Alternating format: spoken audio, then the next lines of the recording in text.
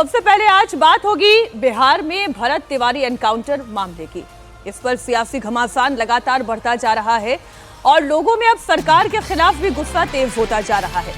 भरत तिवारी के परिवार को इंसाफ दिलाने के लिए आज महापंचायत बुलाई गई है। महापंचायत का आयोजन भरत तिवारी के गांव बिलौटी में हो रहा है।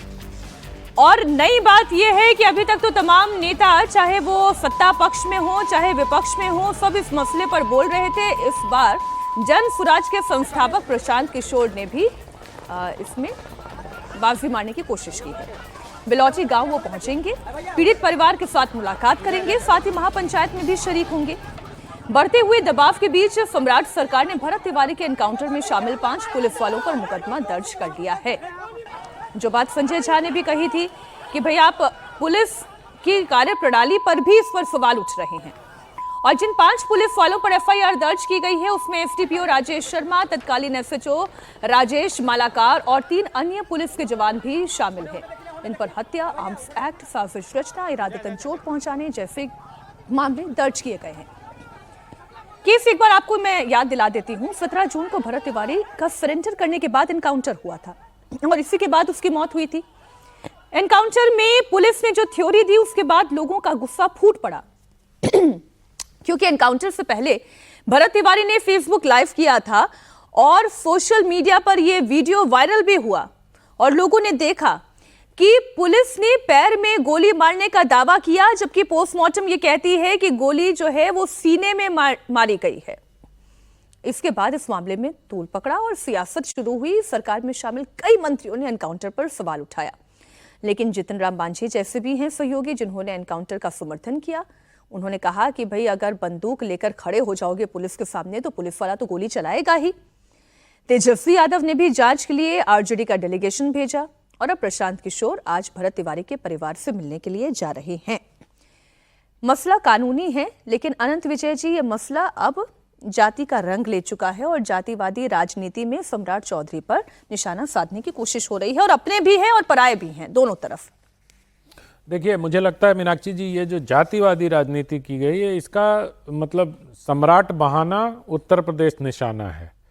ये जाति की बात तब हुई, भरत तिवारी है वो, कि ब्राह्मण को मारा गया और इसी पर महापंचायत भी करी और सारे लोग परोक्ष रूप से ये कहने का प्रयास कर रहे हैं कि ब्राह्मण का इनकाउंटर हुआ है। आप देखिए जिस प्रकार से ब्राह्मणों को भारतीय जनता पार्टी से, बीजेपी से अलग करने का प्रयास किया जा रहा है, उसमें ये एक राजनीतिक दांव है। मैं बिल्कुल कहता हूं इनकाउंटर गलत है। मैं बिल्कुल कहता हूं कि भरत तिवारी को मारने के पहले गोली मारनी चाहिए पाँव में, या उनको कुछ करना चाहिए, अरेस्ट करने का प्रयास करना चाहिए। उनकी मां ने कहा पेट में भी गोली लगी। ये तमाम चीजें हैं। डीएसपी के खिलाफ मुकदमा, हत्या का केस दर्ज हुआ, आपने जैसा बताया, आर्म्स एक्ट, हत्या, ये सब केस दर्ज हुआ।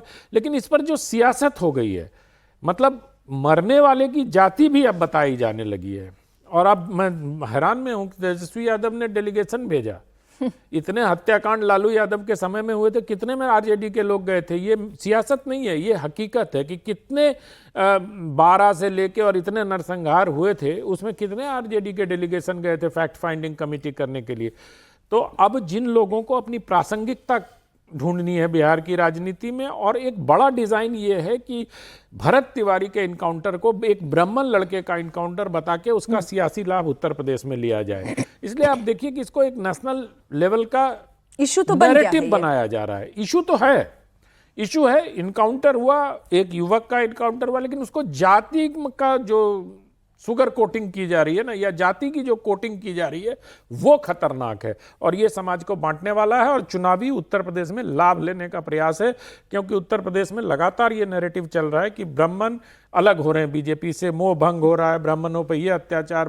पंकज चौधरी का बयान आप याद कर लीजिए, जिस प्रकार से आया था कि ब्राह्मण क्यों अपना सम्मेलन करते हैं। तो तमाम घटनाओं को जोड़ते हुए, या वो जो अखिलेश यादव खुद सम्मेलन करते हैं ब्राह्मणों को लुभाने के लिए। हाँ, मतलब वो तो, ये तो अभी परसों का आया था कि वो अपना बीएसपी की जो मायावती हैं, उनको फिर से लगता है कि ब्राह्मणों को अगर अपने पाले में ले लिया तो उनके भी ब्राह्मण। तो ब्राह्मण एक ऐसा वोट बैंक उत्तर प्रदेश में है जो सबसे बड़े वोट बैंक में एक है। 10 से 12% वोट है ब्राह्मणों के। तो भरत तिवारी इनकाउंटर को मुझे लगता है कि भुनाने का प्रयास उत्तर प्रदेश में हो रहा है। बिहार या वाया बिहार उत्तर प्रदेश की बात जैसा आनंद जी कह रहे हैं सचिन जी, लेकिन सम्राट चौधरी के लिए मुश्किल यह है कि जीतन राम मांझी भी अपने गार्ड्स डाउन नहीं कर रहे हैं, वो इस जाति की राजनीति में खड़े हुए हैं। निश्चित तौर पे इसमें सबसे आश्चर्य, विपक्ष तो इस पे राजनीति करेगा, विपक्ष को करना है, चाहे चुनाव साथ में हो या उसको एक अपने नए आधार को आगे बढ़ाने की मंशा हो, जो भी हो। इसमें गलती हुई कारण यह है कि अपराधी का एनकाउंटर होता है और बहुत बार उसके कानूनी तर्क से अलग भी लोग देखते हैं कि दुर्दांत अपराधी है, उसका एनकाउंटर हुआ, समाज को लगता है ये ठीक हुआ है। यहाँ ये कोई दुर्दांत अपराधी मामले में था। पहले से कोई केस नहीं था, हालांकि इसके कुछ विवाद वाले बात थे कि वो एक पिस्टल, देशी पिस्टल वो दिख रहा था, लेकिन जो एनकाउंटर हुआ है वो सरेंडर करने के बाद हुआ है और ये सब लोगों को पता है।